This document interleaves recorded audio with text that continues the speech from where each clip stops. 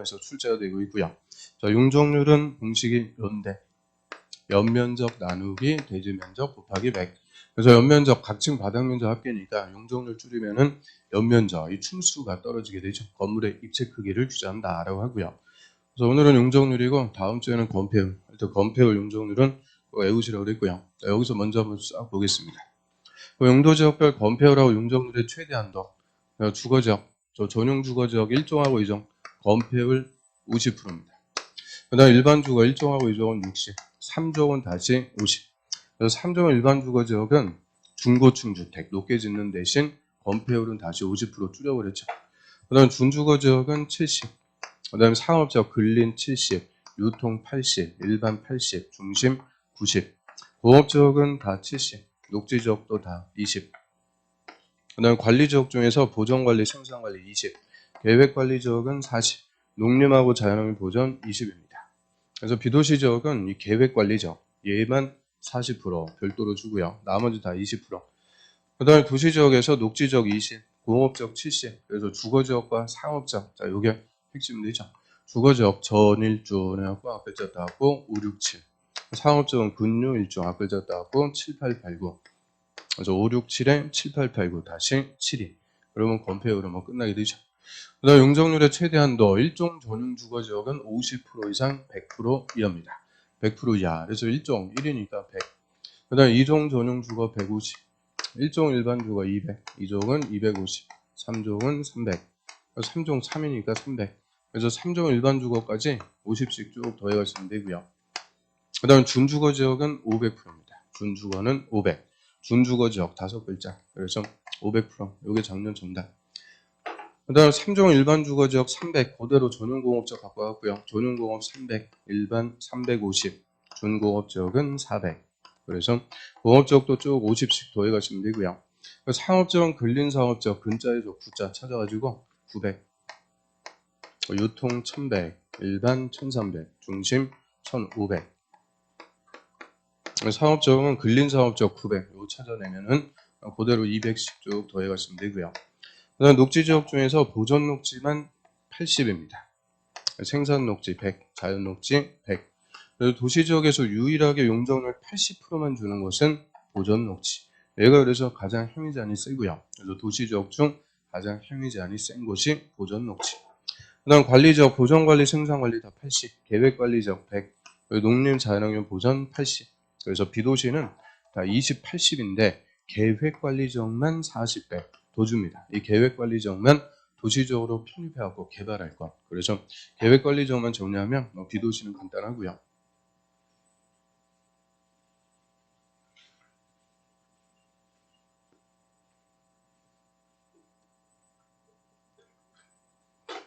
그 용적률 최대한도 큰 순서대로 1종 일반 주거지역은 용적률이 200, 준주거지역은 500, 중공업지역은 400, 그리고 자연녹지지역은 100입니다. 그래서 순서대로 나열한 것이 3번이 정답이 되죠.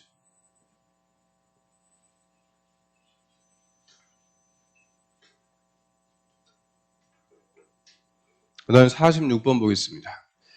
자, 용도지구의 정의로 틀린 것은 이 용도지구는 지구자 붙으면 일부 토지입니다. 일부 토지에 추가적으로 이 용도지역을 보완해 주기 위해서 주로 이제 건축 제한, 건물의 높이, 구조, 외관 이런 개별 건축 제한을 통해서 용도지역을 보완해 주기 위해서 추가적으로 지어하는 것을 용도지구다라고 하고요. 1번에 특화경관지구, 지역 내 주요 수의 수변, 수변은 물가, 강가, 호숫가, 바닷가, 물가 주변 또는 문화적 보존 가치가 큰 건물, 문화재 주변에 특별한 경관을 보한다. 특별한 경관을 보하니까 특화경관지구 맞습니다. 자, 30페이지 와보시면은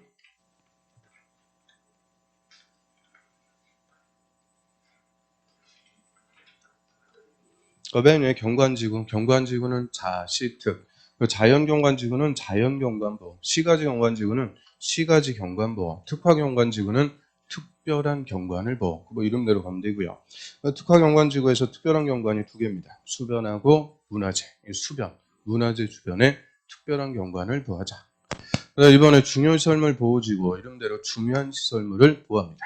여기서 중요한 시설물이 5개. 항만, 공항, 공용, 교정, 군사시설.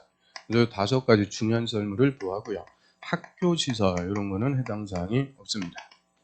그래서 이 보호지구 그 중간에 보시면은 보호지구도 3가지 역중생 역사문화 환경보호지구는 역사문화적으로 보존가치가 큰 시설과 지역을 보호하고요.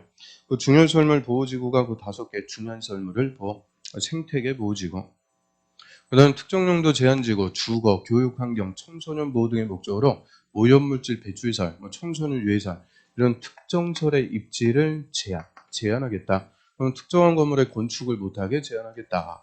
그래서 특정용도 제한지구는 주로 통학로입니다. 애들 집에서 학교 다니는 통학로 주변에 청소년 유해설 같은 특정한 건물을 못 짓게 제한.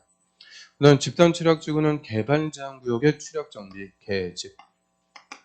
맞고요. 그런데 5번 복합개발진흥지구는 지역의 토지용사 등등을 고려해서 효율적 복합적 토지용을 도모하기 위해서 특정 시설의 입지를 완화할 필요가 있다. 그럼 특정한 건물의 건축을 완화해 준다. 이거는 복합용도지구입니다. 복합용도지구. 31페이지고 맨 밑에 보시면 개발진흥지구는 일정한 기능을 집중적으로 개발하고요. 5가지 주산, 관복, 특 이름대로 가면 되고 그 복합개발진흥지구는 2개 이상을 복합으로 개발. 한 페이지 넘겨보시면은 복합용도지구. 복합용도지구는 복합적 토지용을 도모하기 위해서 특정설의 입지를 완화해 줍니다. 특정한 건물의 건축 제한을 완화해 준다. 그래서 특정용도 제한지구는 특정설의 입지를 제한. 그 특정설의 입지를 완화해 주는 것은 복합용도지구. 그래서 복합용도지구는 건축 제한 풀어주는 특례가 큰 거니까 옆에 있지. 맨 밑에 보시면 맨 밑에 그 복합용도지구의 지정 대상 딱 3개죠. 일반 주거, 일반 공업, 계획관리지역. 딱 3개 용도지역에서만 복합용도지구는 지정할 수가 있고요. 그래서 5번이 틀렸습니다.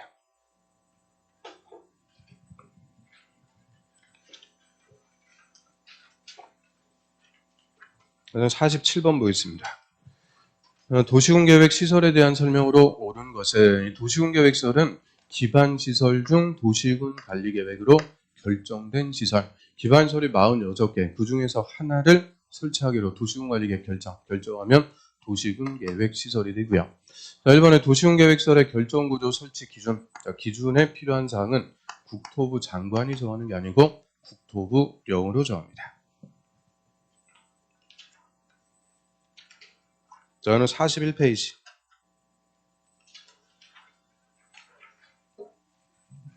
그 박스 밑에 보시면 동그라미 2번. 도시군계획설의 결정, 구조, 설치 기준. 기준은 국토부령으로 정합니다. 대부분 공법에서 기준은 국토부 장관인데 이 국토부령으로 정하는 게 딱 2개가 있죠. 도시군계획 시설, 환지계획 2개만 국토부령으로 기준을 정합니다. 그 다음에 이번에 지상, 수상, 공중, 수중, 지하에 이 기반시설 설치하려면 종류, 명칭, 위치, 규모 등을 미리 도시군 관리계획으로 결정한다. 맞습니다. 이 기반시설 설치하려면 도시군 관리계획 결정해서 도시군 계획 시설 사업으로 설치한다. 맞고요. 원칙. 그 다음에 3번에 설치한 도시군 계획서를 지자체가 관리할 때는 대통령령에서 관리에 관한 사항을 정한다. 틀리고요. 지자체 관리할 때는 조례로 정해서 관리합니다. 그래서 41페이지 그 동그라미 3번 관리.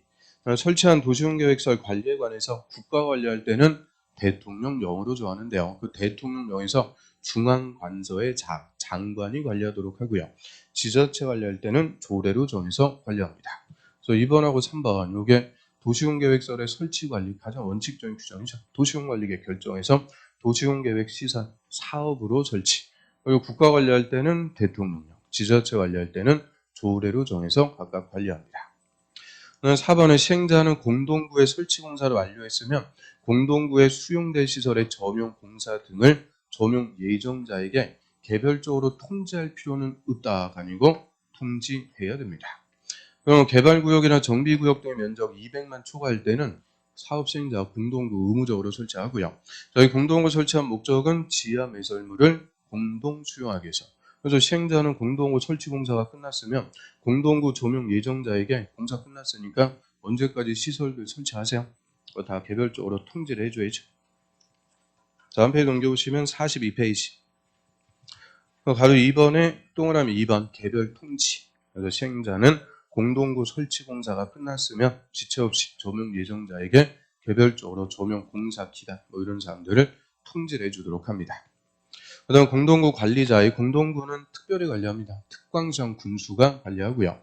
1년마다 안전 및 유지 관리 계획 수립하는 게 아니고 5년마다 계획을 수립해서 시행. 그래서 밑에 보면 그 42페이지에 또는 2번 안전 및 유지 관리 계획은 5년마다 안전 점검이 1년에 1회 이상. 그 200만 초과할 때 의무적으로 설치. 공동구에 나오는 숫자는 라고 3개입니다.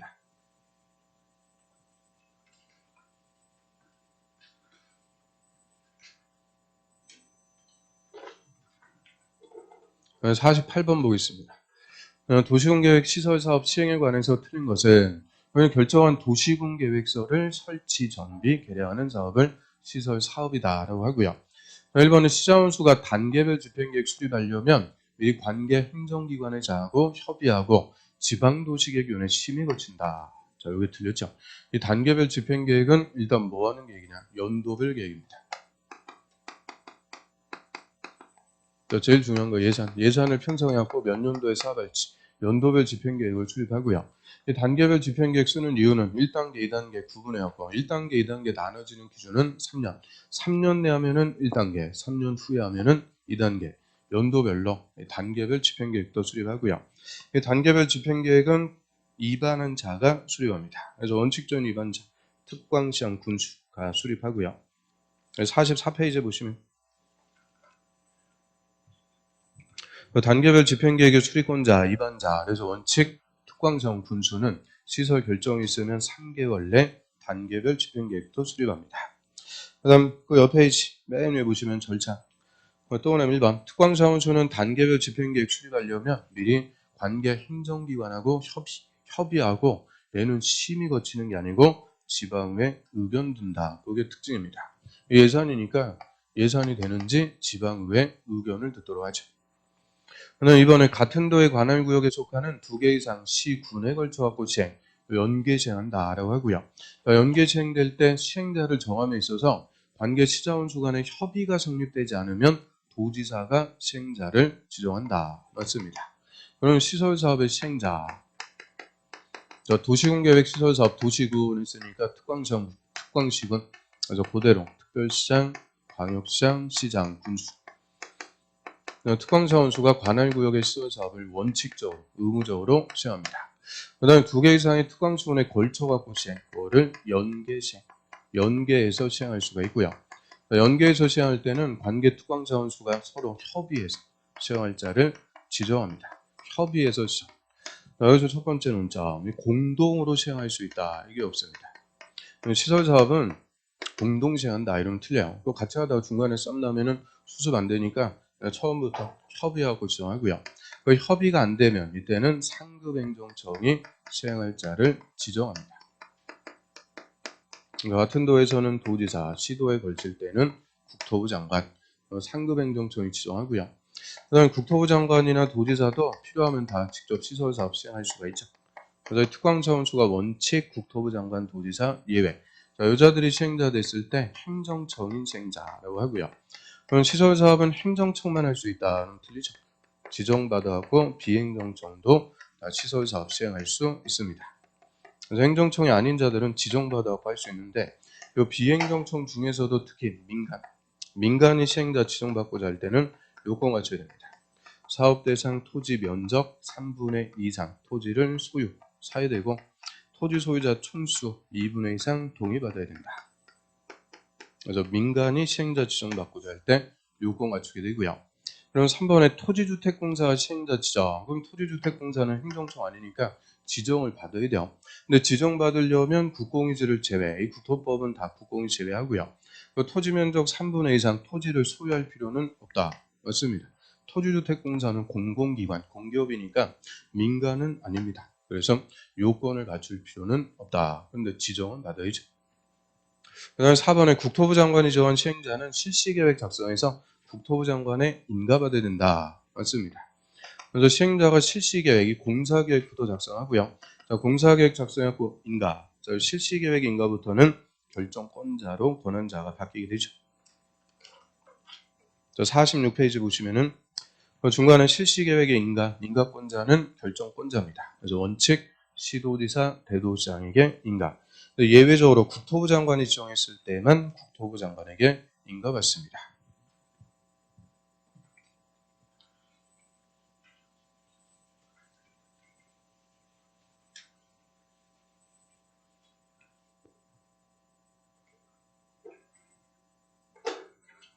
그다음 5번에 국토부 장관은 그가 제한 시설 사업으로 현저한 이익을 받는 시도 다른 지자체가 있으면 그 사업 비용의 50%를 넘지 않는 범위에서 그 비용의 일부를 이 54%가 아니고 50%를 넘지 않는 범위에서 그 비용의 일부를 그 이익을 받는 시도에게 부담시킬 수 있다.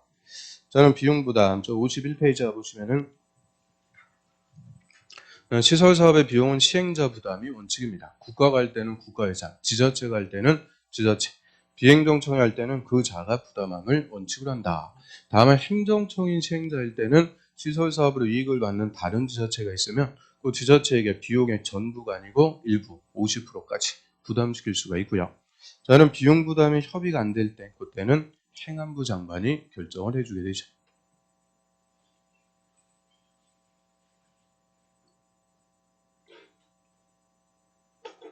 그다음 49번으로 하겠습니다.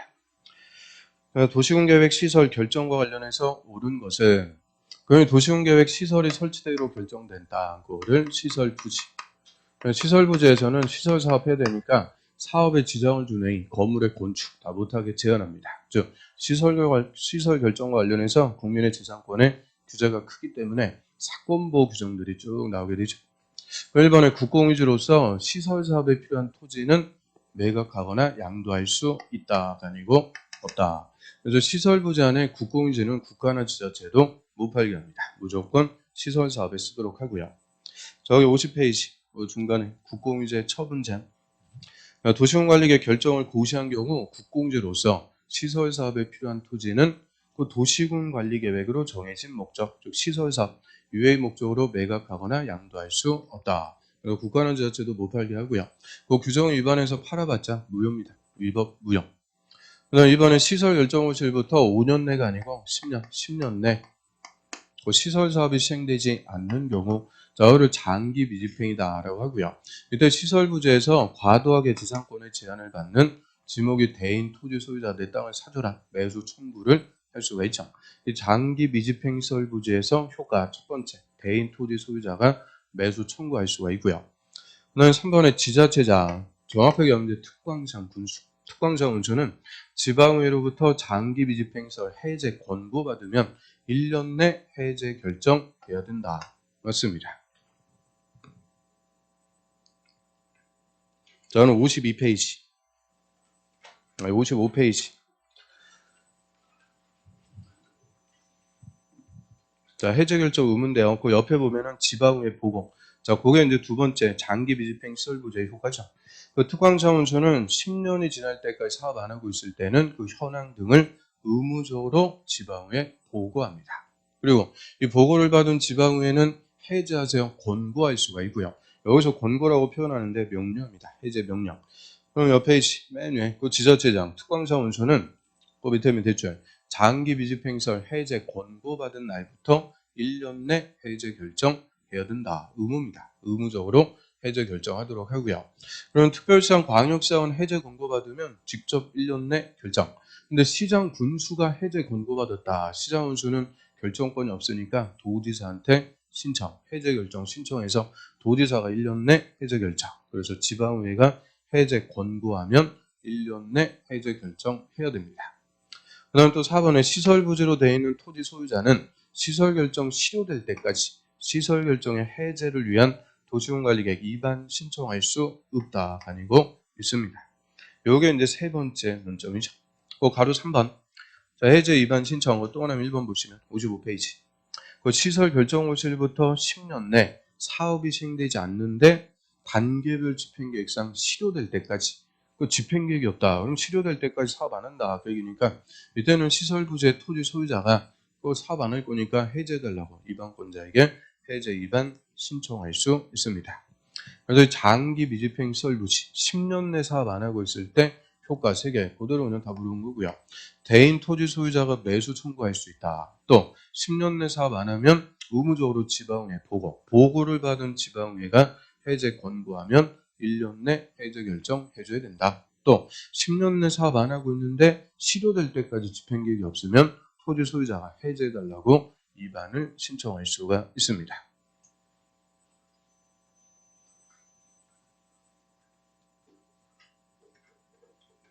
그 다음 5번.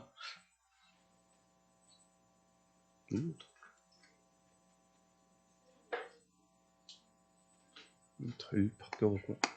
자, 시설 결정고시일부터 10년 내 그 공지법에 재결 신청 안 하면 그 10년이 지난 날의 다음 날 시설 결정은 효력을 잃는다. 실효. 자, 이건 뭐 아무 관계없죠. 20년이 지날 때까지 사업 안 하면 다음 날 실효입니다. 20년이 지날 때까지 사업 안 했을 때. 이 재결 신청 안 한다. 이거는 실시계획 실효에서 나오는 거죠. 47페이지 보세요. 47페이지 맨 밑에 실시계획의 실효. 시설 결정호실부터 10년 후에 실시계획 작성하거나 인가받은 시행자. 그럼 10년 후에 실시계획을 작성하거나 인가받은 시행자. 그게 장기비집행 시행자입니다. 이 장기비집행 시행자가 그 실시계획 고실부터 5년 내 공시법에 따른 재결 신청 안 한다. 즉 수용해서 공사 안 한다. 공사 안 하는 거니까 이때는 5년이 지난 날에 다음 날 실시계획이 실효가 됩니다. 그래서 그 실시계획 실효시킨다는 게 사업 안 하는 걸로 확정. 저기서 재개월 신청 안 한다. 이런 게 나오는 거고요.